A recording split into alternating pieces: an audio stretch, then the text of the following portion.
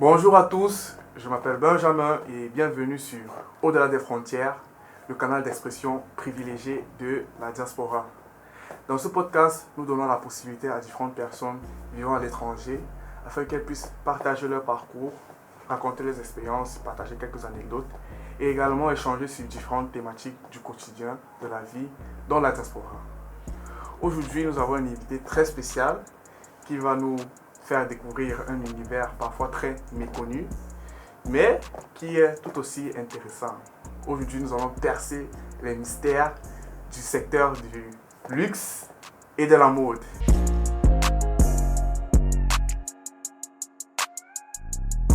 Bonjour Lorraine. Bonjour Benjamin. Merci d'avoir accepté notre invitation et d'être présente parmi nous pour partager ce que tu connais, le secteur que tu maîtrises. Déjà, d'entrée de jeu, je te laisse te présenter vite fait pour ceux qui ne te connaissent pas, qui te découvrent, Okay. ou ceux qui ne te connaissent pas assez. Alors bonjour à tous, je m'appelle Lorraine Essingué, j'ai 21 ans et actuellement je suis étudiante en école de mode, luxe et design et à côté je travaille également dans une maison de luxe qui s'appelle Gucci. Ah, super, là c'est concis, précis, c'est parfait. Du coup, c'est quoi en fait ton parcours? Comment est-ce que tu te retrouves en école de mode et de luxe tel que tu l'as dit? Et voilà, ça nous intéresse. Alors, je n'ai pas un parcours bien tracé, on va dire. C'est ce qu'on aime, on aime les parcours typiques. Voilà. J'ai un parcours très, on va dire, un peu confus. Ok, Parce que tout d'abord, j'ai eu un bac scientifique, d'accord. spécialité physique-chimie. Ensuite, je me suis retrouvée en école de commerce pendant 3 ans. Ok. Et c'était en spécialité management des entreprises. Et Mhm. voilà. Et à la suite de cela, étant donné que j'aimais beaucoup tout ce qui est mode et luxe, je me suis dit, pourquoi pas en fait tout simplement commencer à vivre, on va dire, de ma passion, tout simplement. Ok. Et je me suis inscrite dans une école de mode et de luxe, Lisa. Ok. Donc actuellement, je refais une 3e année de mode, luxe et design. Ah, super. Et du coup, juste par curiosité, dans une école de luxe et de design, de mode, qu'est-ce qu'on fait concrètement? Alors, c'est déjà des cours. Ok, mais du coup, quel type de Déjà, cours? Est-ce que c'est la couture? Est-ce que c'est de la vente de luxe? Est-ce que c'est quoi en fait? Alors, c'est basé principalement sur le marketing du luxe. D'accord. Donc, on va nous apprendre tout, on va dire tout ce qui est marketing du luxe. Ok. Tout ce qui est, par exemple, visual merchandising dans un magasin.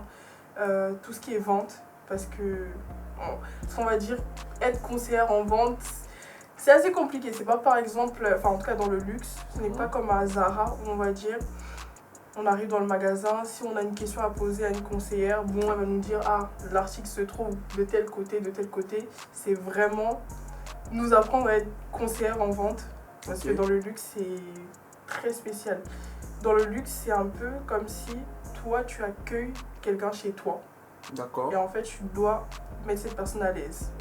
D'accord. Tu dois faire en sorte que cette personne en fait se sente bien chez toi. Ça veut dire proposer à boire, voilà.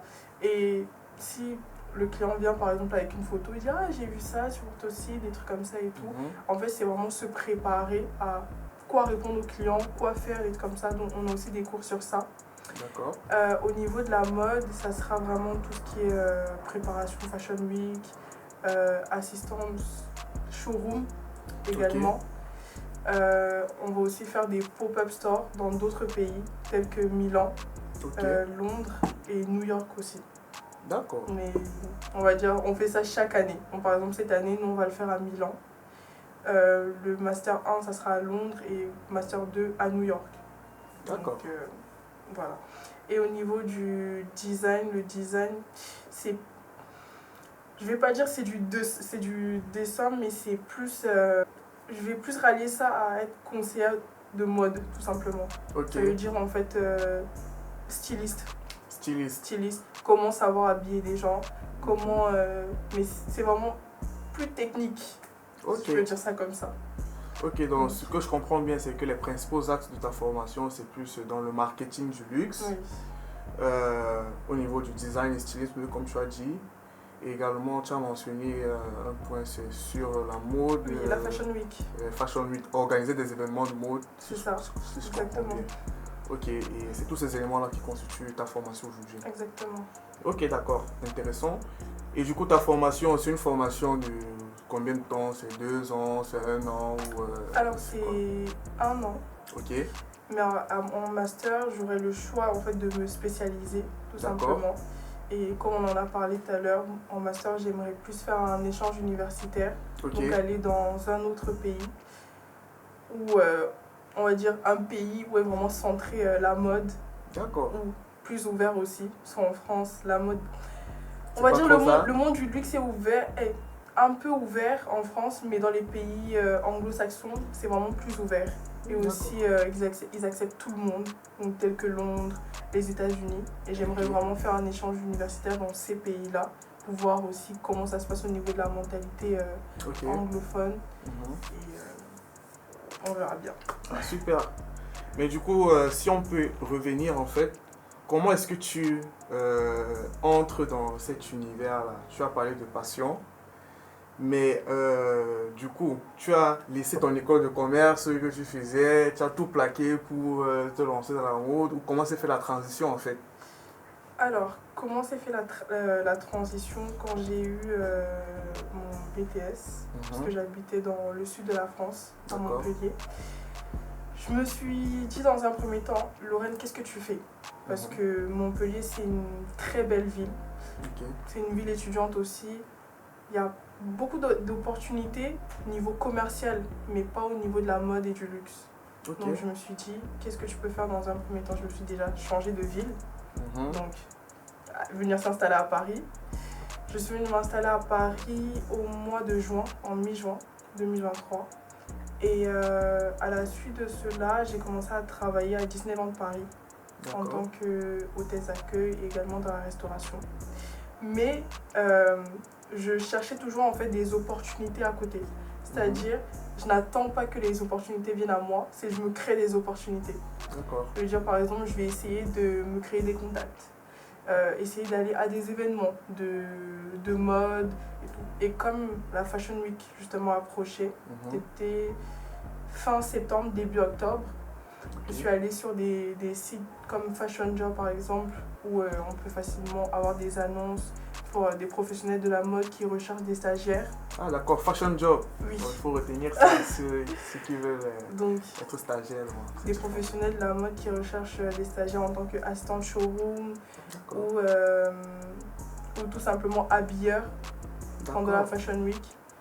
Donc, est-ce qu'il y a besoin d'avoir une expérience professionnelle préalable pour ces petits stages ou assister ces professionnels de la mode? Dans le monde de la mode, ils recherchent beaucoup des personnes qui ont de l'expérience, mais après, il y en a qui, on va dire, qui laissent leur chance, tout simplement. En fait. Et comme avant, j'étais déjà intéressée par la mode, comme j'ai dit, j'avais déjà fait un portfolio. Ah, d'accord. Donc, parce que je suis aussi intéressée par tout ce qui est mannequinat. Donc, j'avais fait mon propre portfolio et j'avais tout simplement envoyé aux entreprises. Donc après, ils ont vu mon profil, ils ont validé, on a fait un entretien. Tout s'est bien passé. Et la première semaine de la Fashion Week, j'ai fait un stage. Enfin, les 2 semaines même, j'ai fait des stages avec The Select, la maison The Select. Et j'étais assistante showroom. Et ça s'est bien passé dans la galerie Vivienne. D'accord.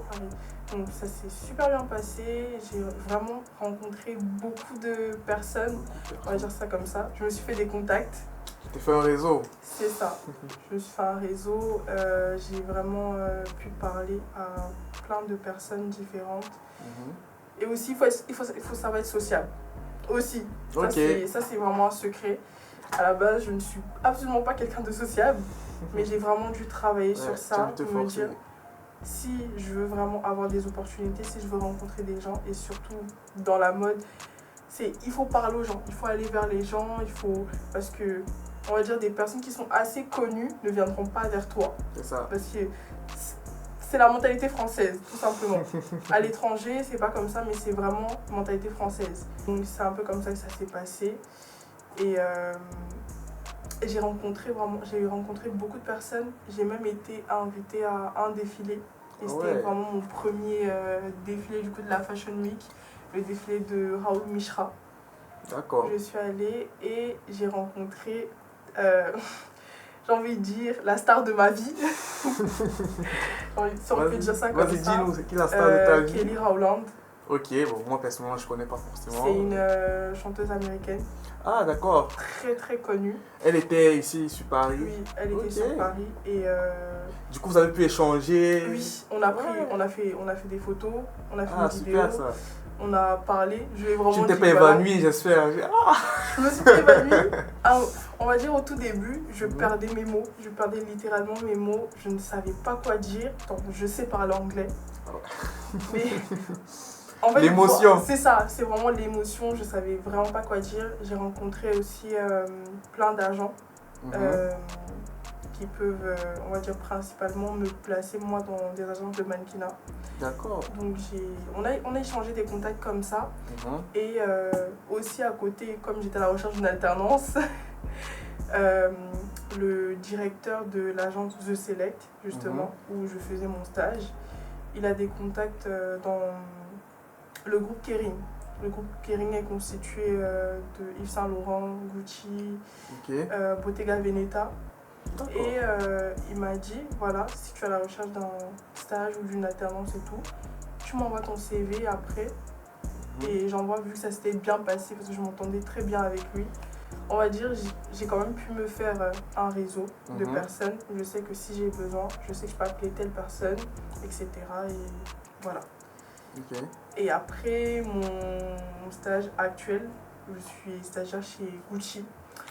Comment je l'ai trouvé? Je suis allée au culot. Je suis vraiment allée au culot. C'est comme je l'ai dit tout à l'heure, je vais vers les opportunités. Tu n'attends pas que ça vienne vers toi? Je n'attends pas que les opportunités viennent vers moi. D'accord. Comment tu allais vers l'opportunité Gucci? Alors, au mois de septembre, j'étais en stage dans la maison Tod's. Pour ceux qui connaissent, c'est une maison qui fait principalement des mocassins pour les hommes, pour les femmes. Et en fait, en parlant avec mes collègues, parce que je m'entendais très très bien avec eux, en parlant avec eux, ils m'ont dit « Ah, mais Lorraine, tu as le profil pour travailler dans des maisons de luxe. Va, surtout que tu travailles... » Enfin, je travaillais, pour ceux qui connaissent bien Paris, je travaillais au niveau du Faubourg Saint-Honoré. Et en fait, c'est une avenue où il y a littéralement que des maisons de luxe. Des maisons de luxe. Et en fait, elle m'a dit, tu vas dans l'une des maisons de luxe, tu déposes tes CV, tu demandes s'ils recherchent, et tout simplement, et tu verras bien de toute façon. Tu ne perds rien en fait. C'est ça, s'ils te disent non, c'est non. Si c'est oui, c'est oui. Et c'est comme ça que je suis allée, on va dire, elle m'a redonné confiance. Je suis allée dans les autres maisons de luxe. Je suis entrée, du coup, à Gucci. D'accord. Je ne savais même pas qu'il y avait un Gucci. J'ai vu, je me suis dit, Lorraine, tu vas pas. Je me suis dit, bon, vas-y, je suis entrée. Ce sont les agents de sécurité qui m'ont accueilli. Voilà, j'ai demandé, est-ce que je pourrais voir un manager? Ils m'ont demandé, c'est pourquoi. J'ai dit que je voulais savoir s'ils recherchaient en alternance ou un stage. Et comme d'habitude, dans les maisons de luxe, ils vont toujours vous renvoyer sur les sites internet. Allez, il faut postuler sur les sites internet. J'ai dit non. J'attends, j'aimerais parler à un manager, tout simplement. Il m'a dit ok. J'ai monté les escaliers, je suis allée au floor, parce que c'est un magasin qui fait 4 étages. Quand même. Donc, je suis arrivée, j'ai attendu au floor. Il y a un manager qui est arrivé, on me l'a présenté. Et j'ai parlé, on va dire, pendant 5 minutes avec ce manager. Là, il m'a demandé, voilà, qu'est-ce que je fais dans la vie, mes études, etc. Il m'a dit, tu sais quoi, je vais te donner mon numéro de téléphone. Il a pris mon téléphone, il a mis son numéro, il a mis son adresse email. Et il m'a dit, ce soir, tu m'envoies ton CV. Ouais, direct. J'ai envoyé mon CV, j'ai même pas attendu. La même soirée, j'ai envoyé mon CV. Il a regardé mon CV, il m'a dit, est-ce que ça te dirait un entretien demain à 10h du matin? Direct. Le lendemain matin, j'ai dit oui. Et c'est comme ça que l'autre manager en question est arrivé. Il m'a salué, voilà, il m'a demandé comment j'allais.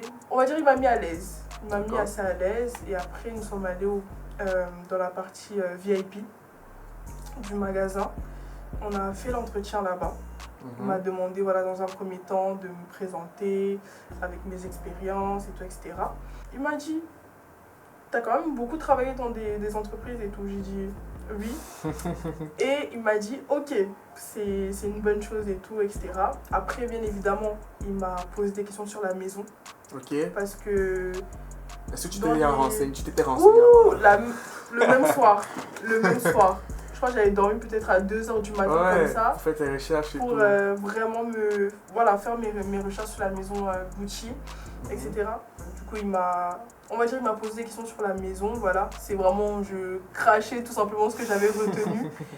Et comme quand je suis entrée dans la maison, ils étaient en transition. On va dire, ils changeaient de directeur artistique. Ok. Donc il fallait connaître qui était l'ancien directeur artistique, qui est le nouveau directeur artistique, quand se passera le défilé et où, très très important, les valeurs de la maison. En fait, les maisons de luxe, ils vont toujours poser des questions. Ça veut dire, pour la personne qui a la chance de faire un entretien dans une maison de luxe, il faut absolument s'informer sur la maison. Il ne faut pas dire oui, je vais au talent, je vais voir comment ça va se passer, oui, etc. Peut-être que oui, avec ma manière d'être, ils vont me prendre, mais c'est pas suffisant. C'est bien l'expérience que tu as fait. Elle est très bien, mais il faut absolument que tu aimes la maison et que tu montres que tu connaisses en fait ta maison aussi. Et après, il m'a posé des questions en anglais. Pour pouvoir travailler ton niveau d'anglais. Exactement, parce qu'il m'a dit que la maison Gucci, en fait, comporte 99% de la clientèle qui parle anglais. Ah, 99 quand même. Oui. Waouh. Donc ça veut dire qu'il faut absolument que tu parles anglais. Si tu ne sais pas parler anglais, ce sera pas possible. Ça sera compliqué. Et on a terminé l'entretien, voilà, il m'a raccompagné, je lui ai dit merci et je suis allée travailler. L'après-midi, le manager qui a analysé mon CV, il m'a envoyé un message pour me dire que ma candidature a été validée. Ah, rapidement comme ça? Oui. Tout s'est fait en une journée. Je veux dire une journée et demie. Ouais. Tout s'est vraiment fait comme ça. Et à la suite de cela, j'ai été en contact avec les RH. Voilà. Le temps que, on va dire, les documents se font, ça a pris 3 semaines avant que je ne rentre dans la maison Gucci. Cette vidéo te plaît? Alors n'hésite pas à t'abonner, à liker la vidéo et à la commenter car ça nous soutient énormément. Merci d'avance. Ok. Du coup, c'est en stage ou c'est en alternance en fait que tu es en stage? En stage. Ok. Et déjà, à la base, tu étais déjà dans l'école dans laquelle tu es actuellement, c'est Lisa? Oui, Lisa, j'étais déjà dans l'école. Ok. Et je cherche en alternance. Ok. Mais j'ai envie de dire, je ne rate aucune opportunité. Je veux dire, on me propose un stage, je vais prendre le stage.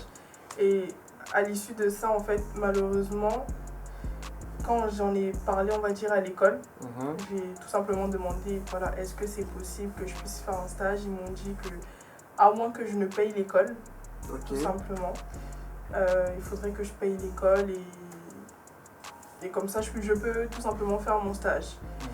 Et je suis désolée, mais je ne me vois pas, en tout cas actuellement, payer une école à 13 000 €. Ah, quand même. Donc pour moi, c'est vraiment soit je suis en alternance, soit rien. Donc je me suis dit, qu'est-ce que je peux bien faire? En sachant que j'avais vraiment envie de faire ce stage. Et il y avait d'autres écoles, voilà, qui étaient autour, qui me proposaient de venir chez eux.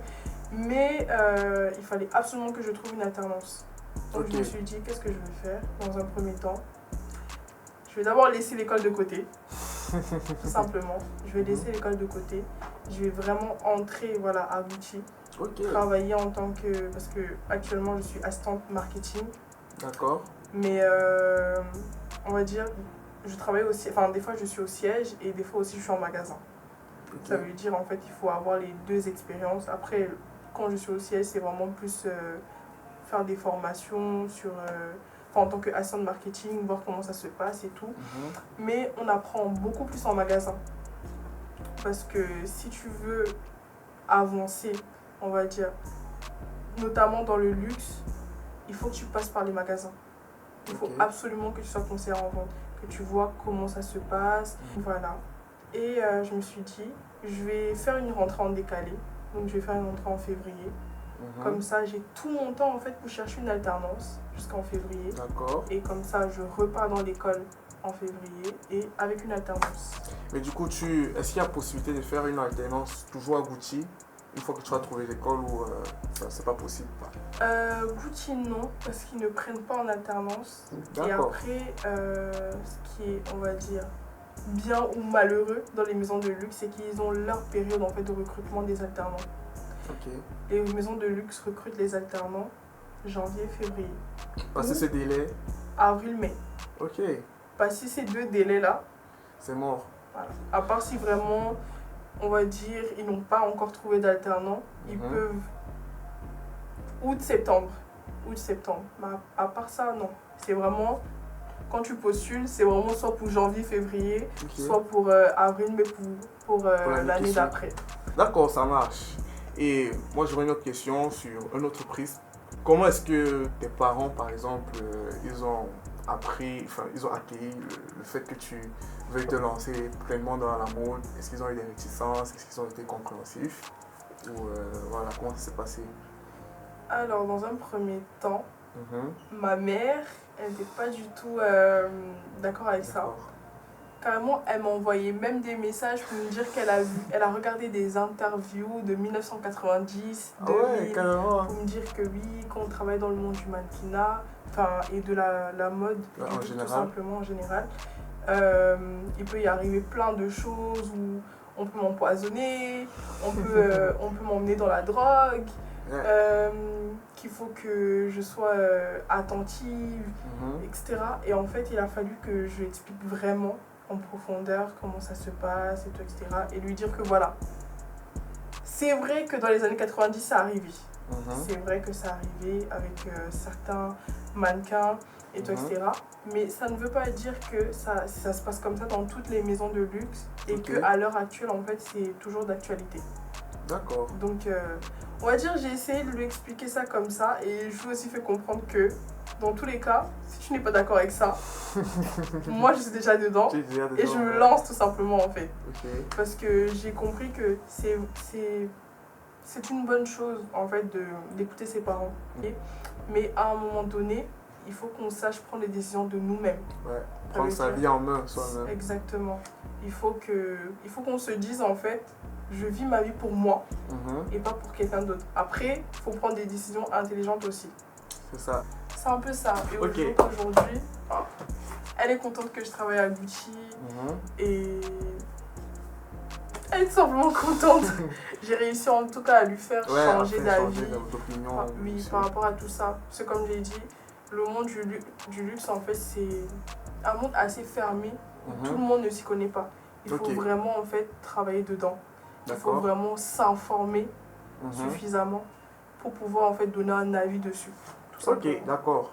Mais du coup, comme on a la possibilité de t'avoir, toi qui travailles déjà dans ce milieu-là, est-ce que dans le monde du luxe et de la mode, il y a des codes spécifiques, des spécificités, des particularités qu'il faut savoir, qui ne sont pas forcément révélées à tout le monde et que voilà, tu pourrais bien nous partager aujourd'hui?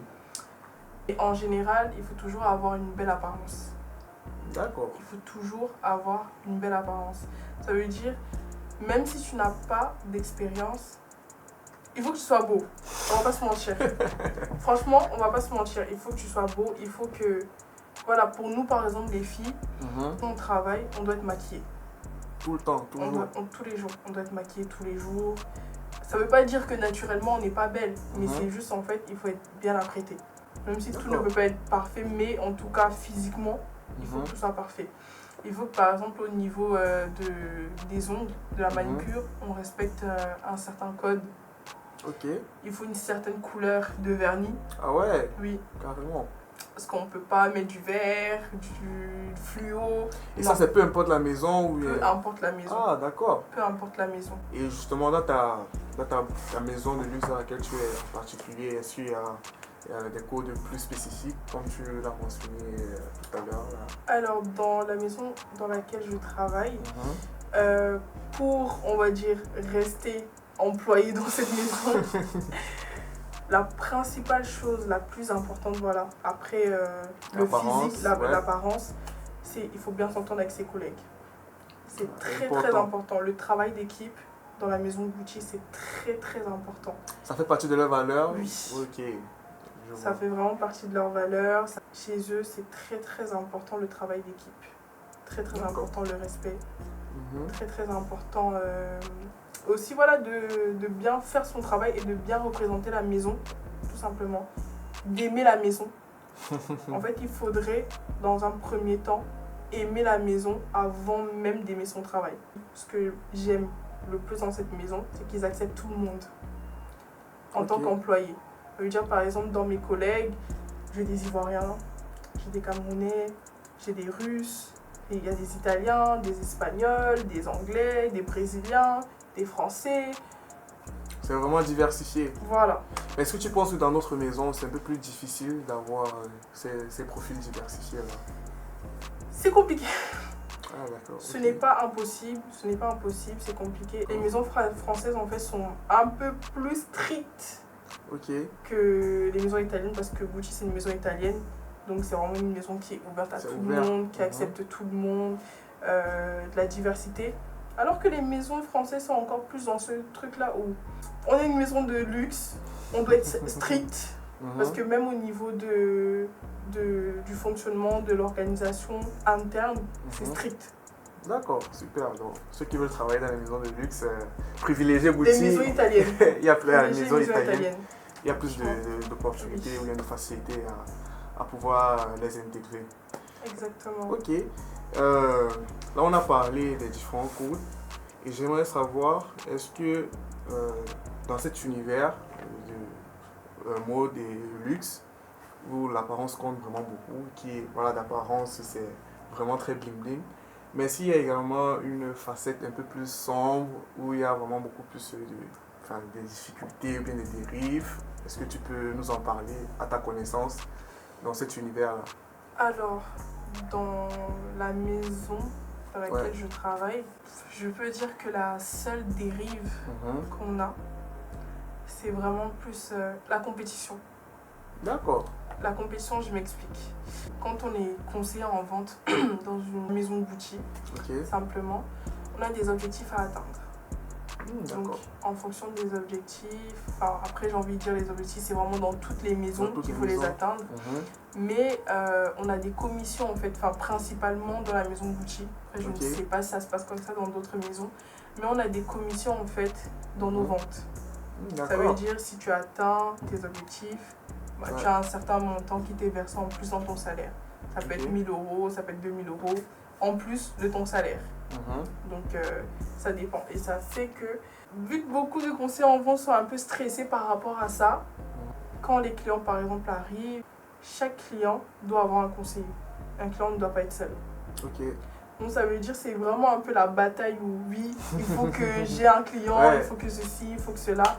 Et notamment ces 2 dernières semaines, ça a été une période un peu rase, si je peux dire ça comme ça, parce qu'on n'avait pas beaucoup de clients. Et ça fait moi, par exemple, en tant que stagiaire, parce que nous sommes 2 stagiaires dans l'entreprise, les autres ils auront plus tendance à dire, par exemple, moi, je leur laisse des clients.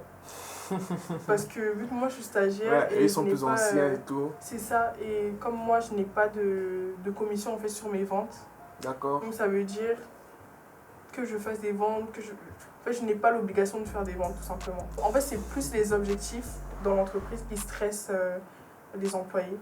Mais à part ça, rien de spécial parce que la maison n'est pas stricte, carrée, quoi que ce soit. Tout le monde s'entend bien.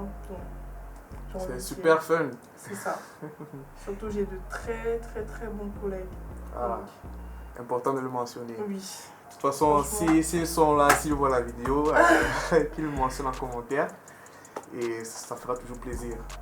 Ok, du coup, bon, juste une question un peu fun comme ça. Est-ce que travailler dans l'univers de la mode et du luxe, est-ce que ça paye énormément? Est-ce que ça paye bien? Alors oui, ça paye bien. L'univers de la mode, ça paye bien. Même lorsque tu es conseiller où il faut atteindre certains grades pour être bien payé, ou c'est quoi? Quand tu es conseiller, déjà en tout cas quand tu es conseiller de vente dans une maison de luxe, tu es mieux payé Ok. que quelqu'un qui est conseiller en vente dans une maison premium. Je vais dire D'accord. ça comme ça. Les maisons premium, c'est vraiment Zara, Sandro, des maisons comme ça. Je suis déjà mieux payée que ces conseillers en vente là. Après, bien évidemment, plus tu atteins des paliers, plus tu es mieux payé. Et aussi l'ancienneté, tout comme ça. Je vais prendre un exemple. Un vendeur, enfin un conseiller en vente chez Gucci est payé 2000 euros, plus après les commissions sur les ventes qui sont rajoutées. Si par exemple le magasin atteint ses objectifs, ça te fait une prime en plus, des trucs comme ça. Et si tu es manager, tu es encore mieux payé. Et ce que j'ai aussi oublié de mentionner, c'est que Gucci, c'est l'une des maisons de luxe les plus... où tu peux tout faire. Okay. En fait, ils te laissent tout faire. Ils te mettent à tous les postes. C'est-à-dire, par exemple, on n'a pas une personne qui fait la caisse, une personne qui s'occupe... parce qu'on a 7 départements. Donc, c'est département des handbags pour les femmes, département des souliers femmes, département du prêt-à-porter femmes, département du prêt-à-porter hommes, département kids pour les enfants, département luggage, parce que Gucci avant tout c'est une maison de maroquinerie et de bagagerie, tout simplement. Et on va dire on a d'autres petits départements, mais c'est une maison très polyvalente. Ça veut dire en fait on va nous former à tout, dans tous les départements. Donc tous les conseillers se doivent de connaître tous les départements en fait. On a même une équipe visual merchandising. Et moi en tant que stagiaire, on va dire, je peux principalement avoir ces privilèges là dans le sens où si j'ai envie de switcher pour par exemple faire une semaine avec eux, pour voir comment ça se passe, si c'est un domaine qui m'intéresse aussi. Je peux. Rapidement, pour ceux qui ne connaissent pas, est-ce que tu peux expliquer? En gros, visual merchandiser, c'est une personne qui s'occupe, on va dire, d'arranger le magasin. Par exemple, de placer des produits à un endroit stratégique. Par exemple, si vous rentrez dans un magasin de luxe, on va dire si le sac vert est placé là, le sac rouge est placé ici, c'est pour une raison. Rien n'est fait au hasard. Rien, absolument rien n'est fait au hasard. Et les conseillers en vente, par exemple, si on a vendu une pièce, il faut qu'on envoie une photo à la visual merchandiser pour qu'elle nous dise avec quoi on peut remplacer. En fait, tout est vraiment minutieux.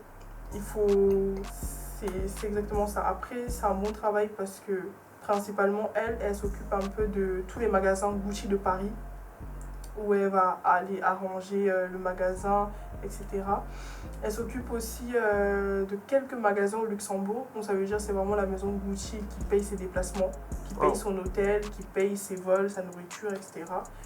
Et on va dire j'ai principalement aimé ce métier-là. Mais pour l'instant, je vois comment ça se passe en tant que conseiller en vente. Après, visual merchandiser, je verrai bien aussi. Je pense que je ferai des stages sur ça aussi pour voir si c'est vraiment un métier qui me plaît. Et voilà.